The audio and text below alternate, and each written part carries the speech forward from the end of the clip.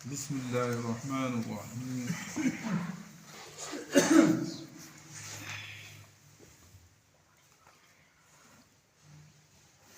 اس شخص کا بیان جو کوئی اچھا یا برا طریقہ جاری کرے۔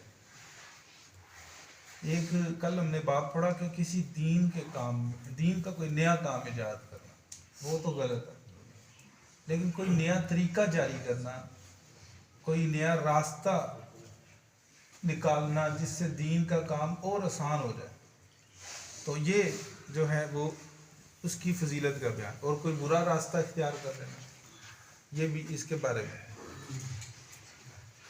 مثال کے طور پر اگر کسی علاقے میں مسجد ہی نہیں ہے، باہر کے ملک ہیں، امریکہ ہے، کینیڈا ہے، فرض کرو کسی، ابھی تو ماشاءاللہ بڑی مسجدیں بن گئی ہیں، ایک شہر میں کئی مسجدیں، تو جس شخص نے پہلی دفعہ وہاں مسجد بنائی تو اس نے دین کے لیے ایک نیا راستہ وہاں کھول دیا، یہ کہنے کا مطلب۔ اسی طرح کسی شہر میں بے پردگی نہیں تھی، کسی علاقے میں بے پردگی نہیں تھی،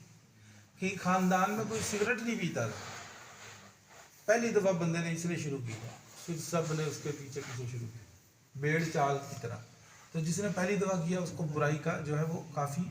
اس کو نقصان یا اس کو گناہ ملتا ہے۔ تو یہ اس بارے میں اللہ تعالیٰ فرماتے ہیں والذین یقولون ربنا هب لنا من ازواجنا وذریاتنا قرۃ اعین وجعلنا للمتقین اماما، کہ اے اللہ، وہ اللہ کے بندے جو کہتے ہیں کہ ہمارے رب ہمیں ایسی بیویاں اور ایسی اولاد عطا کر جو ہماری آنکھوں کی ٹھنڈک ہو اور ہمیں متقیوں کے لیے امام بنا دے، یعنی ہم پہلی مرتبہ کوئی کام کریں اور ہمارے پیچھے پیچھے لوگ اس کے پیچھے پیچھے چلیں۔ اسی طرح فرمایا وَجَعَلْنَاهُمْ أَئِمَّةً يَهْدُونَ بِأَمْرِنَا، اور بنی اسرائیل میں سے بعض لوگوں کو ہم نے انہیں پیشوا بنا دیا اور ہمارے حکم کے ساتھ لوگوں کو رہنمائی کرتے تھے۔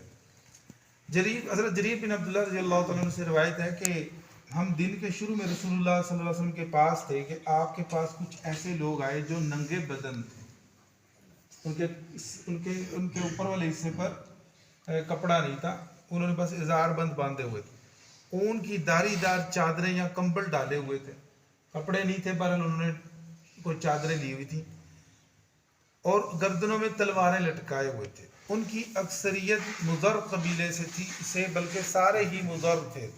ایک قبیلہ تھا مضر، اور یہ نبی کریم صلی اللہ علیہ وسلم کے خاندان سے پیچھے جا کر بلونگ کرتا تھا، تعلق رکھتا تھا۔ جب رسول اللہ صلی اللہ علیہ وسلم ان کی فاقہ زدگی کا مشاہدہ فرمایا تو آپ کا چہرہ لال سرخ ہو گیا، اتنے غریب۔ آپ گھر کے اندر تشریف لے گئے اور پھر باہر آئے، حضرت بلال رضی اللہ عنہ کو حکم دیا، انہوں نے اذان دی، پھر لوگ جمع ہوئے، تکبیر کہی اور آپ نے نماز پڑھائی، پھر لوگوں سے خطاب کیا۔ اس میں آپ نے فرمایا لوگوں اپنے رب سے ڈرو جس نے تمہیں ایک جان سے پیدا کیا، اور آخری آیت کے آخر تک پھر فرمایا ایمان والو اللہ سے ڈرو، اور ہر نفس کو چاہیے کہ وہ دیکھے اس نے کل کے لیے کیا بھیجا ہے۔ اس کے بعد آپ نے صدقہ خیرات کی ترغیب دی، فرمایا ہر آدمی کو چاہیے کہ صدقہ کرے اپنے دینار اور درہم کا، اپنے کپڑے کا، گندم کے ساگ کا، کھجور کے ساگ کا۔ چنانچہ انصار میں سے ایک آدمی ایک تھیلی لے کر آیا جو اتنی باری تھی کہ اسے تھیلی سے اٹھانے سے عاجز آ رہی تھی، یعنی بڑی باری محسوس ہو رہی تھی، بلکہ عاجز ہو چکی تھی۔ پھر لوگ لے کر پے در پے آتے رہے، یہاں تک کہ میں نے 2 ڈھیر دیکھے، ایک سامان خوراک کا اور ایک کپڑوں کا۔ میں نے رسول اللہ صلی اللہ علیہ وسلم کا چہرہ دیکھا تو آپ کا چہرہ انور اس طرح چمک رہا تھا کہ وہ سونے کا ٹکڑا تھا، خوش ہو گیا۔ پھر رسول اللہ صلی اللہ علیہ وسلم فرمایا جس نے اسلام میں کوئی اچھا طریقہ جاری کیا تو اس کے لیے اس کا اپنا اجر، ان تمام لوگوں کا اجر ہوگا جو اس کے بعد اس پر عمل کریں گے، اور اس کے اجر، ان کے اجروں میں بھی کوئی کمی نہیں ہوگی۔ تو پہلی مرتبہ جس نے وہ لے کے آئے نا، وہ جو اٹھا کر ایک